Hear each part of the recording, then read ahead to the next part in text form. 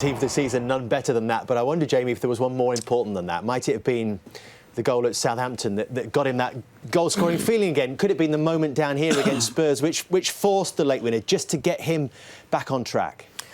Yes, I think the reaction when he come off and the Mo Salah song, if you like, belting out from the cop as he come off there hasn't been that many moments like that in 2019 for Salah. Yes, he's the top scorer. He was never going to achieve what he did last season in terms of the goals he got.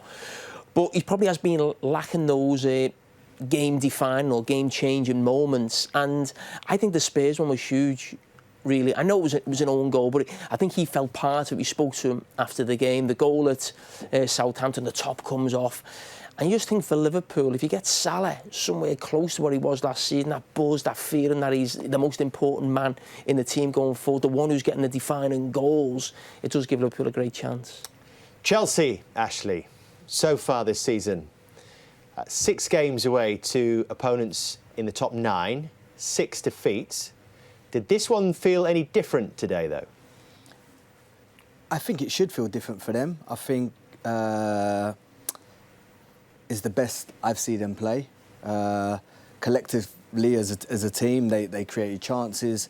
They kept the ball well. I thought Jorginho in the first half played very well, got around players, made important tackles, freed William in behind.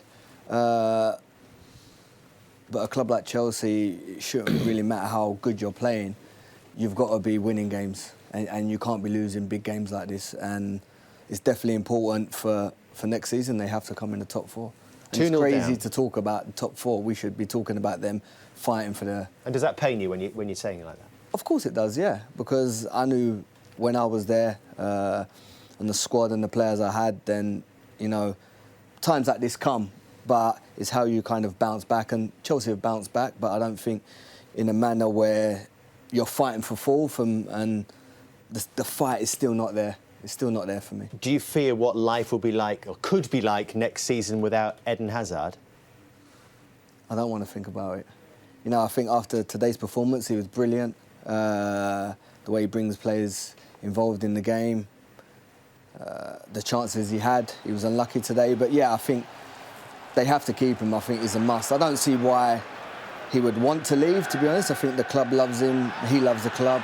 But whether it's, you know, to Real Madrid, the club that he loves, is a kind of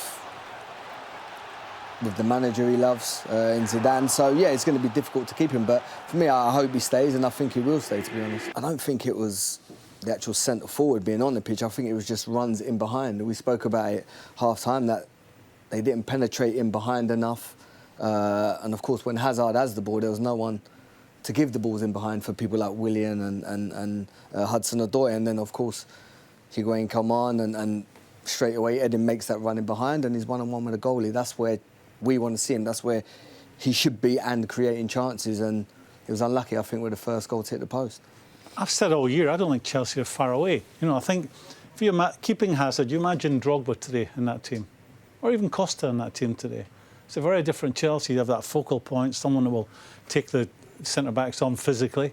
When Higuain came on, and I've been a fan of Higuain throughout his career, but he is 31 now, and he's, you know, he was playing off the 2 centre-backs.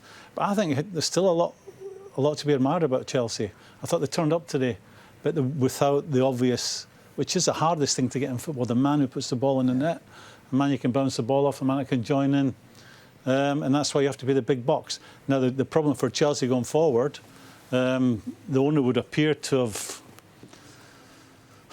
is disinterested in it now. He'll feel he's been let down by our government. No longer would appear to want to invest a big box. He's not anymore. The only but and that's the problem for Chelsea going forward. But I think there's still a lot to like about Chelsea. The way they move the ball, still got some good players. The young boys, you know, you got to stick with Loftus-Cheek, and certainly Loftus-Cheek. I don't think the Hudson-Odoi is quite ready yet, but I feel Loftus-Cheek is ready, and I don't feel that far away. But at the start of the season, Morata wasn't good enough. Giroud is still there, who doesn't do enough for me. They've got Higuain, and obviously the manager saw it that way. They've got Higuain, and who, again, at 31, will he be the answer for them? It just depends how much interest the owner has and how much investment they want to make. But there's not a lot wrong with Chelsea for me.